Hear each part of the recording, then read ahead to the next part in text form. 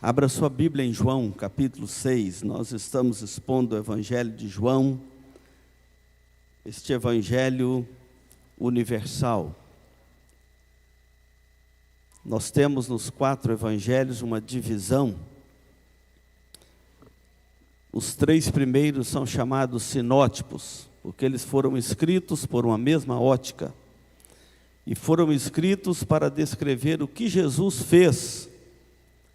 E João é o Evangelho universal, não sinótipo. João não escreve para relatar o que Jesus fez, mas quem Jesus é. A pessoa de Jesus. Ele é o pão da vida, Ele é a água da vida, Ele é o bom pastor, Ele é a videira, nós somos os ramos. João descreve apenas 8 milagres de Jesus, e esses milagres são chamados de sinais. Simeion, lá no grego, quer dizer sinal, ou sinais, de que o reino de Deus chegou até nós. João capítulo 6 descreve um dos milagres deste evangelho. Capítulo 6, versículos 15 ao 21, diz assim: Sabendo, pois, Jesus que estavam para vir com o intuito de arrebatá-lo, para o proclamarem rei, retirou-se novamente sozinho para o monte. Ao descambar o dia, os seus discípulos desceram para o mar e, tomando um barco, passaram para o outro lado, rumo a Cafarnaum. Já se fazia escuro e Jesus ainda não viera ter com eles. E o mar se começava a empolar-se, agitado por vento rijo que soprava. Tendo navegado uns 25 a 30 estádios, eis que viram Jesus andando sobre o mar, aproximando-se do barco, e ficaram possuídos de temor. Mas Jesus lhes disse: Sou eu, não temais. Então eles de bom grado o receberam, e logo o barco chegou ao seu destino. Senhor Deus, aplique a Tua palavra a nós. Somos carentes da Tua graça, da Tua misericórdia. Portanto, nós pedimos que o Senhor mesmo visite o coração do Teu povo, cada um de nós. E o Senhor, que é sábio em todas as coisas, pelo Teu Santo Espírito, possa distribuir o pão de acordo com a necessidade de cada coração nesta noite, para o louvor e a glória do Teu santo nome. Oramos em nome de Jesus. Amém. Irmãos, este mês de maio é um mês voltado para a família, e nós vamos ter uma programação também que vai contemplar a família. É o mês, domingo que vem, se comemora o Dia das Mães, não é verdade? A quarta-feira, toda quarta-feira, a partir da próxima agora, está aí no boletim, nós teremos uma série de mensagens, palestras, não só para os casais. Essas palestras nós queremos também que seja para os noivos, os jovens, aqueles que estão querendo arranjar um namorado, uma namorada, né? Não precisa dizer que estão ainda encalhados, que a gente não gosta dessa palavra, não é? E teve uma menina lá, o pastor contou lá no congresso da UPA, aliás, nossos adolescentes estão de parabéns, né? Que ela pediu oração, que ela estava encalhada. Quantos anos você tem? 14. Aí eu falei: mas filha, então seu problema é outro, você tem que ir no médico, não é aqui o problema. Então o mês, toda quarta-feira, nós vamos ter uma palestra aqui, sobre, a primeira vai ser sobre o diálogo, a comunicação na família. Não precisa de grito, palavrão na família, não é verdade? As finanças, na outra quarta. Depois os filhos, vamos ter uma palestra aqui sobre os filhos, e encerrar com a do perdão, falar sobre o perdão na família. Toda quarta-feira, e será presencial, nós queremos ver os irmãos aqui nessas palestras.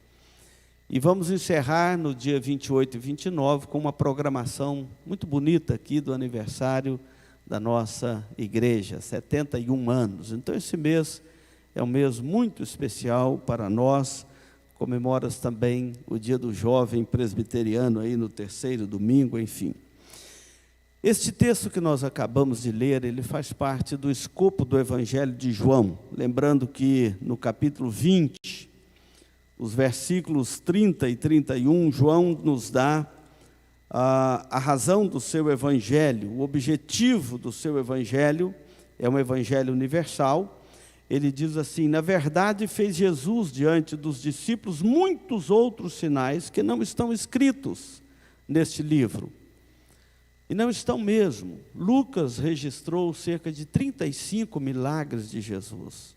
João registra só 8.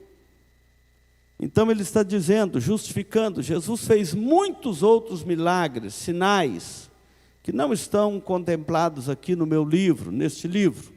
Estes, porém, foram registrados para que creiais que Jesus é o Cristo, o Filho de Deus, e para que, crendo, tenhais vida em seu nome.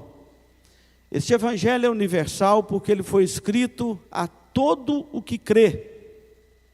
Mateus escreveu aos judeus, Lucas escreveu aos gentios, Marcos escreveu aos romanos, e João escreve um evangelho universal para todo o que crê. Por isso que a ênfase do evangelho de João é o tempo todo, para que todo que nele crer não pereça, mas tenha a vida eterna. Esses sinais ou milagres registrados aqui no Evangelho de João é exatamente para que você creia que Jesus é o Filho de Deus. E se você crer nele como Filho de Deus, o seu Salvador, você terá vida no seu nome. Só ele pode te dar a vida.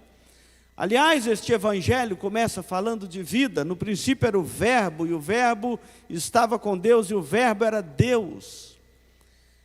Ele estava no princípio com Deus, todas as coisas foram feitas, criadas por intermédio dele, sem ele, nada do que foi feito se fez. A vida estava nele, e a vida era a luz dos homens.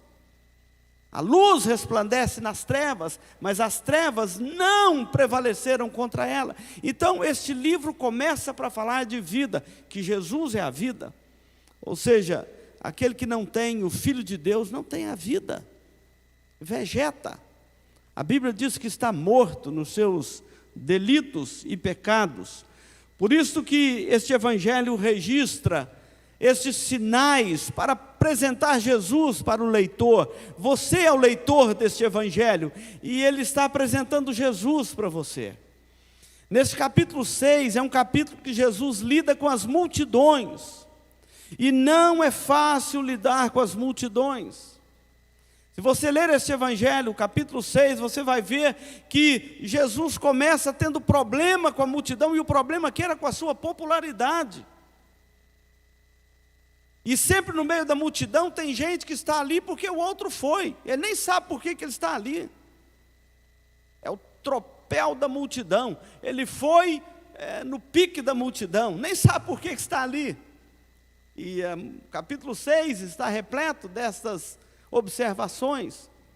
Outros estão ali no meio daquela multidão para tirar algum proveito.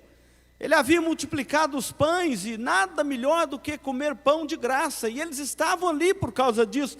E Jesus então disse: vocês estão aqui por causa do pão que eu multipliquei, não é por causa do meu nome.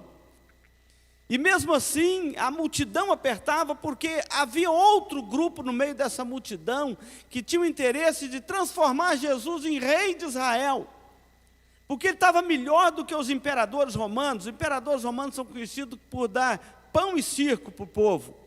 Então Jesus já estava dando pão, e os seus espetáculos eram melhor do que os de Roma, porque ele fazia milagres, ele era poderoso, o Messias poderoso. Então é o Messias que nós esperávamos. Ele faz milagre e ele multiplica pão, ele dá pão com fartura para as nossas famílias. O que mais que nós queremos, senão milagre e pão?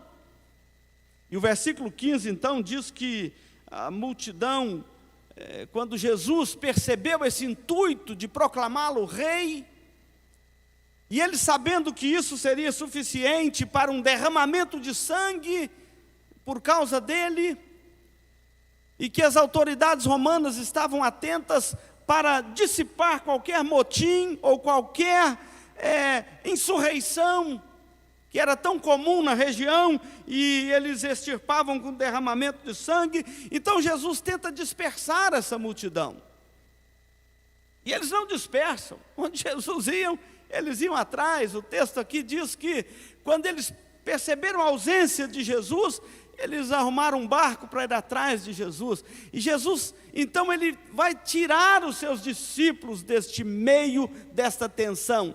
E o texto fala de duas coisas: que Jesus subiu secretamente, saiu secretamente para a montanha e mandou os discípulos para o mar.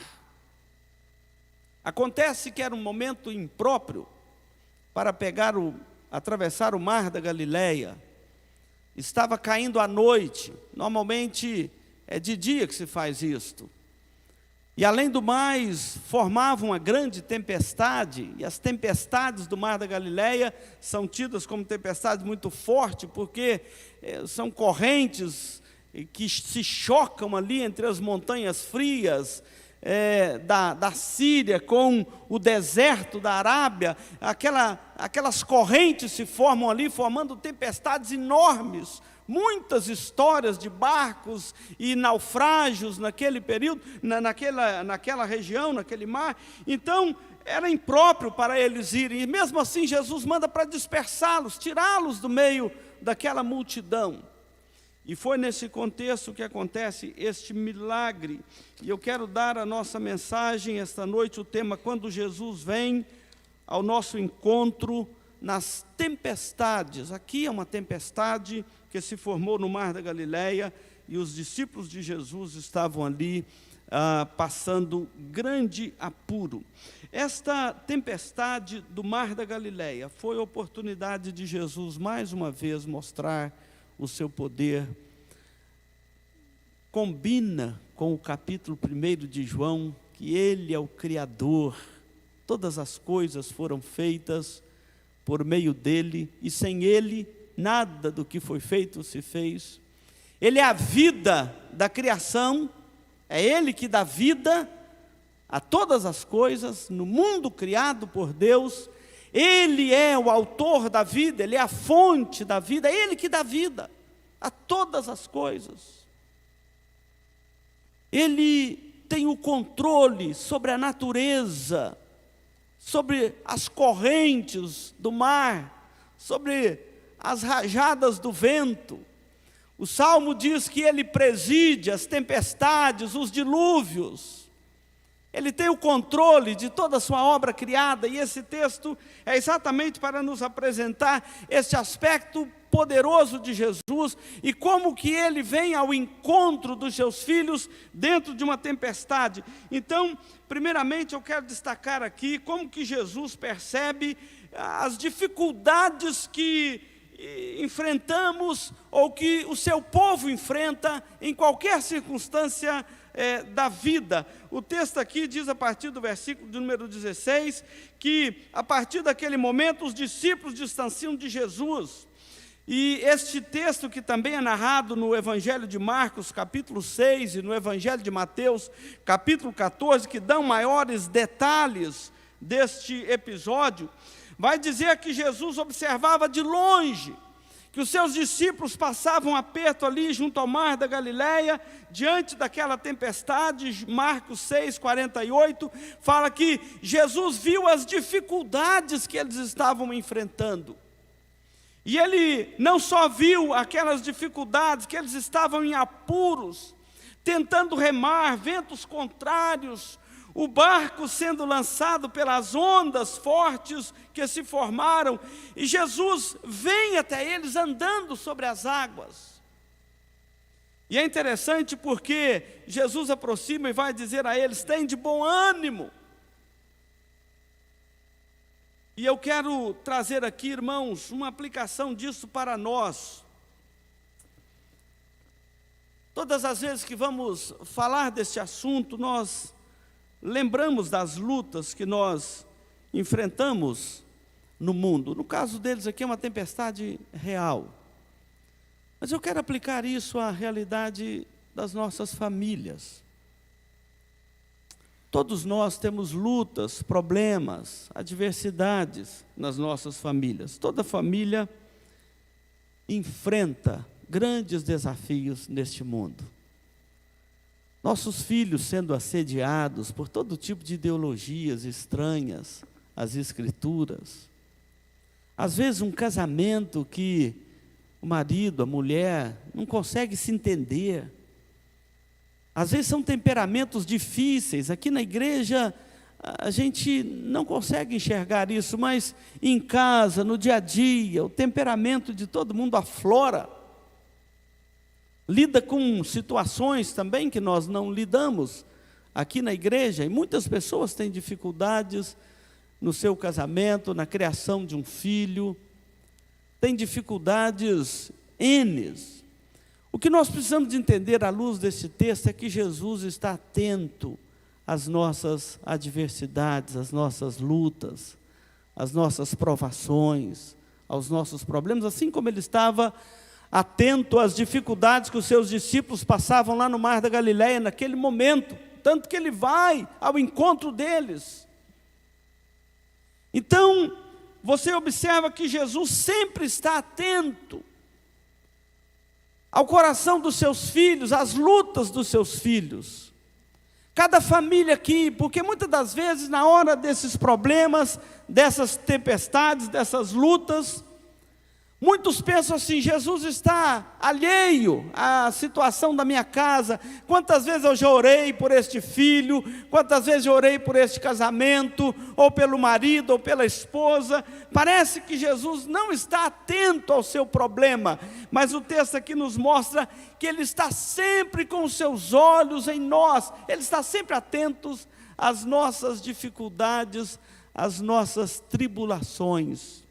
E o texto é um testemunho de que Ele vê, Ele vem, Ele consola, Ele se apresenta, Ele dá socorro, Ele estende a sua mão, Ele manda o mar acalmar, Ele manda o coração acalmar diante dEle. Eles estavam ali naquele barco vencidos, já haviam lutado, remado, já fizeram de tudo, mas não vê ali uma esperança de se livrar daquela tempestade. Jesus então aproxima e fala ao mar: acalma-te, emudece, e também acalma o coração daqueles discípulos sofridos.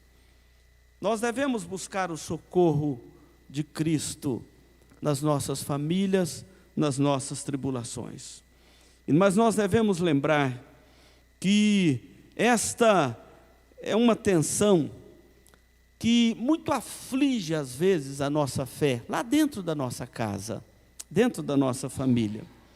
A ideia de que nós estamos ali sofrendo, lutando, remando, fazendo de tudo, todo o nosso esforço está sendo em vão e Jesus está demorando a apresentar o seu socorro. O texto aqui, lá no Evangelho de Marcos, registra que já era a 4ª vigília da noite. Eles entraram no barco e desde que anoiteceu, eles estavam enfrentando aquela tribulação, e já era a 4ª vigília da noite. Para quem não sabe, os judeus separavam a noite assim: a primeira vigília era das 18 às 21 horas. A segunda vigília era das 21 até a meia-noite. A terceira vigília era da meia-noite às 3 da manhã, e a 4ª vigília da noite era das 3 às 6 da manhã, ou seja, eles estavam lutando desde que anoiteceu, e o dia já estava quase amanhecendo, a noite toda, lutando. E sempre acontece isso, parece que Deus está demorando a apresentar o seu socorro. É aquela famosa frase: a demora de Deus quando o homem tem pressa. Que nós somos muito imediatistas, nós gostamos de tudo para a hora, a tempo e hora, não é assim? Tudo, quanto mais instantâneo, mais nós gostamos. Então pode ser que alguma família aqui esteja passando por uma luta assim. Deus nunca atrasa no seu relógio. Uma vez, umas duas irmãs pensaram que Jesus tinha demorado demais, porque quando ele chegou em Betânia, Lázaro já estava morto há 4 dias. E elas então viram para Jesus e falaram assim: agora não tem mais jeito, ele já está morto há 4 dias. Ah, se o Senhor tivesse nos atendido, mas agora ele já está morto, faz 4 dias. E Jesus foi lá então e ressuscitou Lázaro, para mostrar o seu poder, a sua graça, a sua misericórdia, mas também para mostrar para nós que ele nunca chega atrasado na nossa causa. E nós precisamos então de aprender a orar, a buscar o Senhor, a ter paciência. Pode ser que a sua família passe por essas lutas, saiba que o Senhor nunca atrasa, Ele sempre chega na hora certa, no tempo certo Ele virá andando sobre as águas, Ele virá sobre a tempestade, Ele virá em socorro, Ele virá para trazer o socorro ou o consolo para o coração da família, mas Ele nunca atrasa.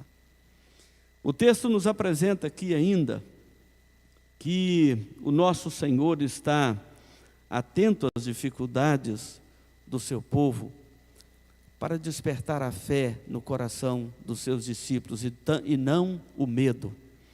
Quando Jesus apareceu andando sobre as águas, o versículo de número 19 diz que o coração daqueles discípulos se encheram de medo, temor. E foi nesse momento que Jesus mandou que eles se acalmassem, não temais. Interessante que muitas das vezes o nosso coração é muito cheio de temor. E deixa eu falar uma coisa aqui para você. Todos nós enfrentamos problemas. E todos nós temos os problemas reais e os problemas imaginários. Aquilo que você fica sofrendo, que vai acontecer e nunca acontece. Todos nós temos os problemas reais e os problemas imaginários. Cuidado com a fantasia da sua mente. Costuma criar problemas para você, sofre em torno dele, e esse problema nunca vem. São os problemas imaginários. E todo mundo sofre com isso, não é um e outro, não, todo mundo sofre com isto. Até aquele momento que você espera a notícia do filho e fica esperando a notícia pior, depois vem a notícia que está tudo bem. Mas sempre nós imaginamos e tememos essas coisas. O versículo 19 diz que eles se encheram de temor. O texto lá do Evangelho, o texto paralelo no Evangelho de Marcos, registra com maiores detalhes, Mateus também, que quando eles viram Jesus andando sobre as águas, eles, em vez de dizer Jesus, mestre, não, eles pensaram que era um fantasma. Além do aperto da tempestade, ainda parece fantasma, para atormentar ainda mais o coração. Parece que é assim o nosso problema. A gente já está atolado de problema, ainda vem esses fantasmas da mente, para aguçar ainda mais o nosso problema, enxertar ainda mais de dor a nossa aflição, enfim, é o que está acontecendo aqui. E eles então ficam pensando que é um fantasma. Deixa eu perguntar, alguém aqui já viu fantasma?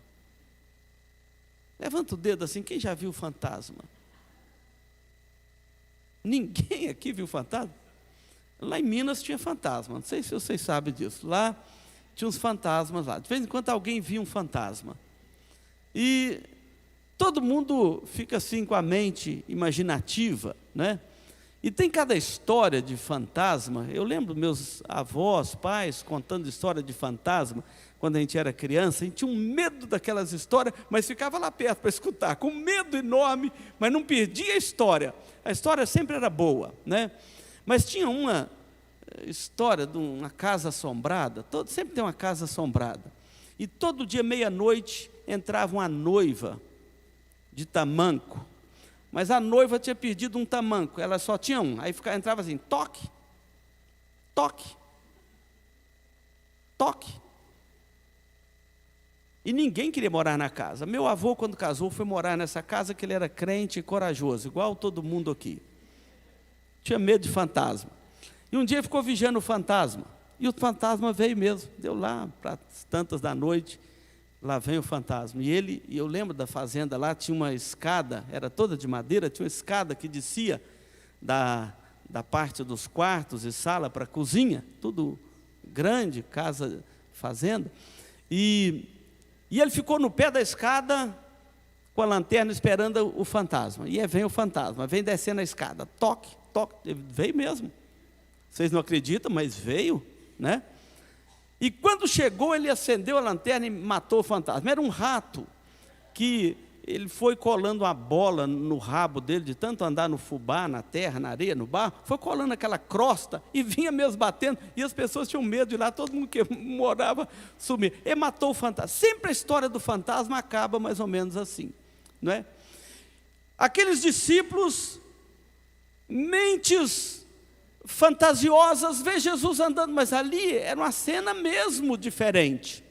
Nunca ninguém tinha visto isso, alguém andando sobre as águas. Mas esquece que Jesus é o Criador, Ele anda sobre as águas. Não há dificuldade entre água e terra seca para a sua pessoa, a sua majestade, o seu poder.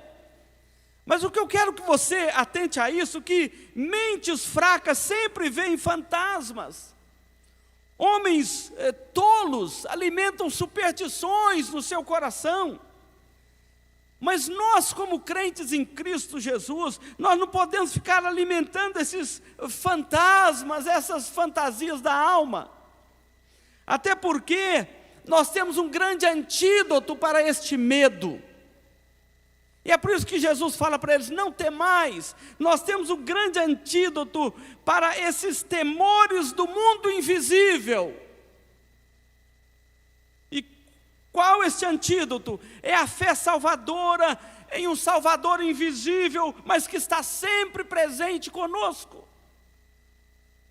O que Jesus prometeu? Eis que estou convosco todos os dias.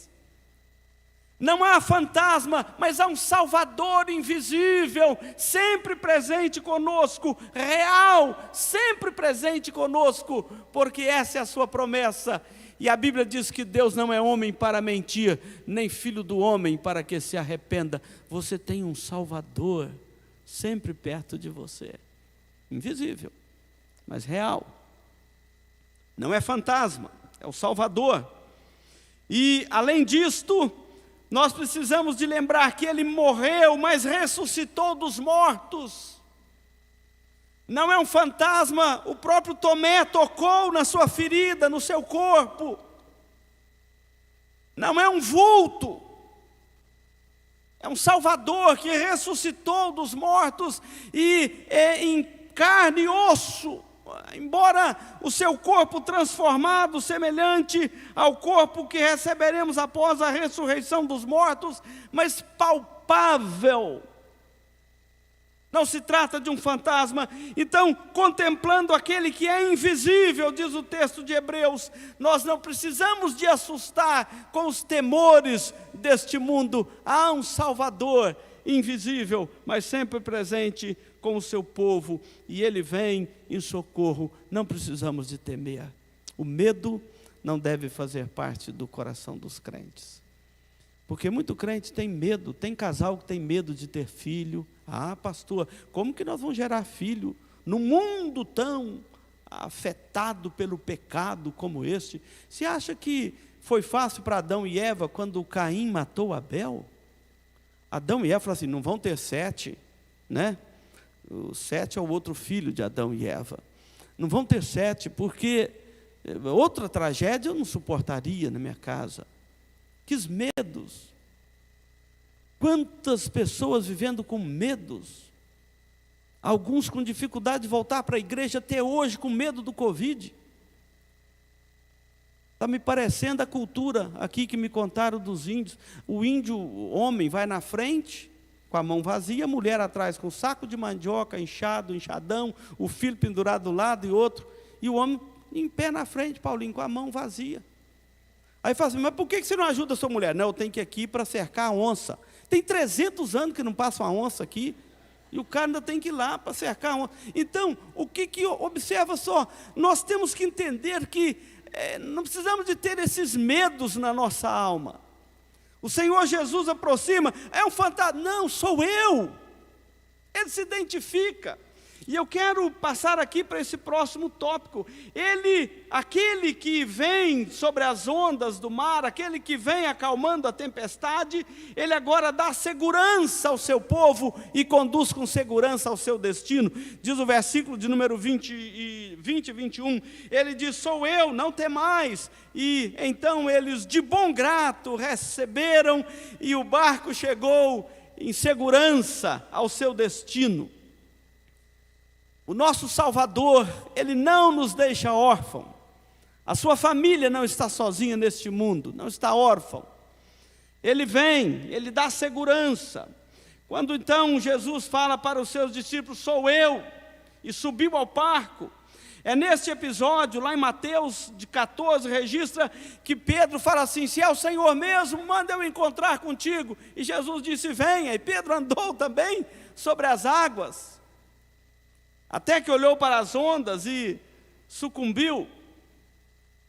Jesus então ele vem ao nosso encontro, e o texto vai dizer que o vento cessou, logo o barco chega ao seu destino, mas Jesus chega e diz, sou eu, não temais. Então famílias, observe essa palavra de Jesus, sou eu que estou convosco. Irmãos, irmãs, observe essa palavra de Jesus.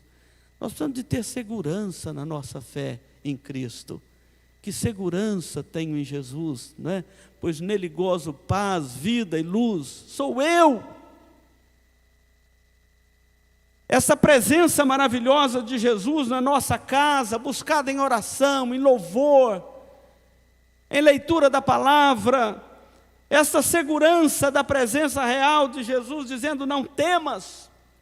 Aqui neste tempo, neste mundo, nós cruzamos vales, atravessamos desertos, pisamos espinhos, enfrentamos águas revoltas, covas de leões, fornalha de fogo, Covid, tantas coisas, mas o Senhor diz, sou eu estou convosco, não temais. É esta segurança que o Senhor quer nos dar pela sua palavra, porque estes sinais foram escritos para que creiais que Jesus é o Filho de Deus, e crendo, você tenha vida. Esse medo tira a sua vida, para que você tenha vida em seu nome. Eu quero concluir aqui. O barco chegou seguro ao seu destino. Nós precisamos entender que o Senhor Jesus não nos guia apenas numa jornada temporal. O nosso barco chegará seguro ao nosso destino final. Aquele que morreu também ressuscitou para nos garantir a vida eterna. O nosso barco não chegará seguro apenas no túmulo, mas no nosso destino final. É por isso que eu gosto tanto daquele hino 254, que diz assim, mestre, o mar se revolta, as ondas nos dão pavor, os céus se revestem de trevas, não temos um Salvador? Não há quem possa nos socorrer? E ele diz, não se te dá que morramos, podes assim dormir, se a cada momento nos vemos já prestes a submergir, aí logo vem o coro, as ondas atendem ao meu mandar, sossegai, sossegai. Seja o encapelado mar, seja o que for, atende ao seu mandar, sossegai. É assim que nós precisamos como família, no início deste mês da família, sossegar o nosso coração em Cristo. Ele está atento às nossas dificuldades. Ele aproxima, o medo afasta. E Ele nos conduz em segurança ao nosso destino. Que Deus aplique a sua palavra com poder e graça ao nosso coração esta noite. Amém?